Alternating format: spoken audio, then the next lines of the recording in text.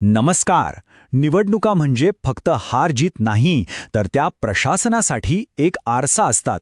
आज आपण असाच एक आरसा पाहणार आहोत, मुखेड मतदारसंघाचा. चला पाहूया मुखेडचं राजकारण आपल्याला सुशासनाबद्दल नेमकं काय सांगतंय. तर आपण बोलतोय नांदेड जिल्ह्यातल्या मुखेडबद्दल. पूर्णपणे ग्रामीण मतदारसंघ, जिथली जमीन आणि तिथला माणूस यांचं एक अतूट नातं आहे. आणि हो, इथलं राजकारणही याच मातीतून, याच शेतीतून उगवतं. आणि खरं सांगायचं तर हेच इथलं सूत्र आहे. इथल्या राजकारणाचा खरा रिमोट कंट्रोल पिका पाण्याच्या स्थितीवर अवलंबून असतो. म्हणजे बघा, पिकाचं भवितव्य काय हेच निवडणुकीचा निकाल ठरवतं. सगळं काही मतपेटीतून अगदी स्पष्ट दिसतं. तर आज आपण काय काय पाहणार आहोत? आपण सुरुवात करूया निकालांपासून. मग त्याचा अर्थ समजून घेऊ, जनादेशाचं विश्लेषण करू, आणि मग या सगळ्यातून प्रशासनासाठी एक दिशा कशी ठरवता येईल, अगदी 90 दिवसांचा आराखडा काय असू शकतो, इथपर्यंत आपण जाणार आहोत. म्हणजे केवळ समस्या नाही, तर उपायांवरही बोलू. चला तर मग सुरुवात करूया. पहिला मुद्दा, मुखेड मातीचा कौल. पाहूया यावेळच्या निवडणुकीचे आकडे आपल्याला नक्की काय सांगतायत. हे बघा, 2024च्या निवडणुकीत जे आकडे समोर आलेत ना, ते फक्त आकडे नाहीत, ते तिथल्या लोकांच्या जगण्याचं, त्यांच्या त्रासाचं प्रतिबिंब आहे. जणू काय तिथल्या मातीनेच आपला कौल दिला आहे. आणि तो कौल आहे कृषी संकटाचा. आता हे आकडे जरा नीट बघा. भाजपाला मिळालेत साधारण 45% मतं, म्हणजे विजय नक्कीच त्यांचा झालाय. पण काँग्रेस आणि अपक्ष उमेदवार या दोघांची मतं एकत्र केली तर ती जवळपास 50%च्या घरात जातात. याचा अर्थ काय? याचा सरळ अर्थ आहे की मतदारांमध्ये मोठी नाराजी आहे. मतं विभागली गेली, पण संदेश अगदी स्पष्ट आहे. पण थांबा, ही गोष्ट फक्त 2024 पुरती मर्यादित नाहीये. हा जो कौल आहे त्याचे पडसाद आपल्याला इतिहासातही ऐकू येतात. हे समजून घेण्यासाठी आपल्याला जरा मागच्या पानांवर नजर टाकावी लागेल. हे बघा, 2009 मध्ये काँग्रेस, मग 2014, 2019 आणि आता 2024, सलग 3 वेळा भाजप. पण इथे एक गोष्ट लक्षात घेण्यासारखी आहे. जरी पक्ष तोच असला तरी विजयाचं मार्जिन, मताधिक्य ते सतत बदलत राहिले. यावरूनच कळतं की मतदार एका जागी स्थिर नाहीयेत, त्यांची मनस्थिती बदलत आहे. आणि अजून खोलात जाऊन पाहिलं तर 2014 मध्ये भाजपला इथे जवळपास 67% मतं होती. विचार करा, 67%.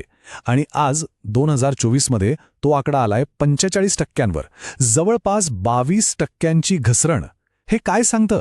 हे सांगतं की इथला मतदार पक्षाला नाही तर कामाला बांधलेला आहे. निष्ठा कामावर ठरते, चिन्हावर नाही. तर मुद्दा अगदी स्पष्ट आहे. ट्रेंड क्लिअर आहे. इथली निष्ठा ही प्रवाही आहे. मतदार आज इकडे, उद्या तिकडे. आणि या बदलामागचं कारण काय? पक्ष नाही, कारण आहे उपजीविकेचे, रोजच्या जगण्याचे प्रश्न. त्यावरची कामगिरीच सगळं काही ठरवते. ठीक आहे, आकडेवारी तर आपण पाहिले, पण या आकड्यांच्या मागे दडले काय? का दिला मतदारांनी असा कौल? चला आता या जनादेशाचं विश्लेषण करूया, त्याच्या मुळाशी जाऊया. हा जो चार्ट दिसतोय ना, हा म्हणजे जणू काही मतदारसंघाचा MRI रिपोर्ट आहे. ह्याच्यात सगळ्यात दुखऱ्या नसा स्पष्ट दिसतायत. आणि सगळ्यात मोठी, सगळ्यात गंभीर नस कोणती?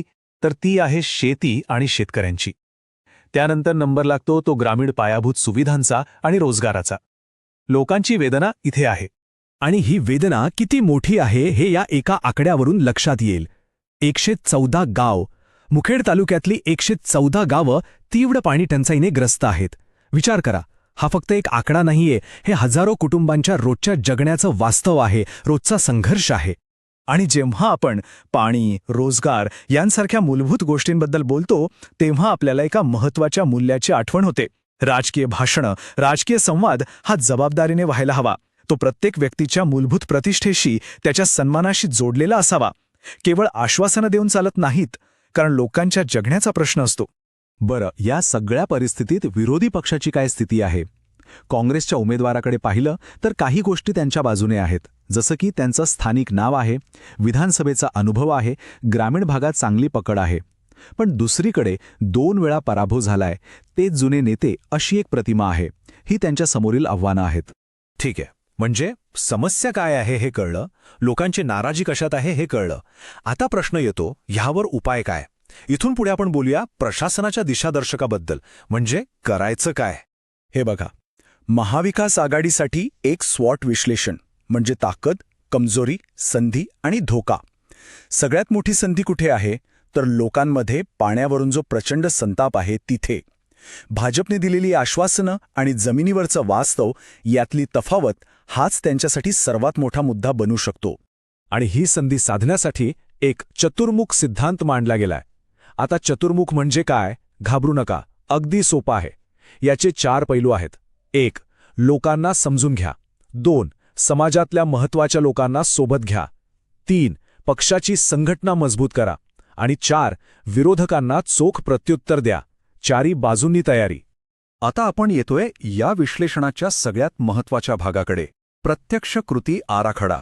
पुढच्या 90 दिवसात काय करायला हवं याचा एक ब्लूप्रिंट. आणि हो, याकडे फक्त निवडणूक प्रचाराची रणनीती म्हणून पाहू नका. ही एक प्रकारची प्रशासकीय बांधिलकी आहे. तर पहिला टप्पा, 90 दिवसांपैकी सुरुवातीचे 30 दिवस. यात काय करायचं? सगळ्यात आधी लोकांमध्ये पुन्हा दिसायला लागा. हर गाव हर घर यात्रा काढा. शेतकऱ्यांचे मेळावे घेऊन त्यांच्या समस्या शांतपणे ऐकून घ्या. आणि सगळ्यात महत्त्वाचं, बूथ समित्या पुन्हा जाग्या करा. पुढचा टप्पा, 60 ते 30 दिवस बाकी असताना आता फक्त ऐकून चालणार नाही, काहीतरी करून दाखवावं लागेल. महाविकास आघाडीच्या नेत्यांनी एकत्र येऊन सभा घ्या, एकजूट दाखवा. शक्य असेल तिथे ऑन द स्पॉट तक्रार निवारण शिबिरं लावा आणि मीडियाचा वापर करून भाजपची अपूर्ण आश्वासनं लोकांपर्यंत पोचवा. आणि आता शेवटचे 30 दिवस. हा आहे ऑल आऊट जायचा टप्पा. जिथे जास्त मतं मिळण्याची संधी आहे त्या वाड्या वस्त्यांवर पूर्ण लक्ष केंद्रित करा. मतदारांसाठी एक हेल्पलाईन सुरू करा. आणि निवडणुकीच्या दिवशी प्रत्येक मतदाराला घराबाहेर काढून मतदान केंद्रापर्यंत आणण्याची, म्हणजे गेट आऊट द वोटची पक्की व्यवस्था करा. तर हा झाला आराखडा. पण एक लक्षात घ्या, हा सगळा खटाटोप केवळ एक निवडणूक जिंकण्यासाठी नाहीये. याच्या मागे एक राजकारणापलीकडचा उद्देश आहे. उद्देश आहे सुशासनाचा. आणि जाता जाता एक प्रश्न विचार नक्की करा. जेव्हा एखाद्या मतदारसंघाचा विश्वास त्यांच्या खोलवरच्या समस्या सोडून कमावला जातो, तेव्हा तो जनादेश फक्त एका निवडणूक चक्रापुरता मर्यादित राहतो का, की त्या पलीकडे जाऊन एक कायमस्वरूपी नातं तयार होतं? आपल्यालाही लोकाभिमुख नेतृत्व करून आपल्या मतदारसंघाची सेवा करायची असेल तर blueprintstrategies.ai शी संपर्क साधा. आमचा पत्ता आहे mgr@blueprintstrategies.ai किंवा आम्हाला कॉल करा 0842041 602. आमचा ध्यास राजकारणापलीकडचा उद्देश.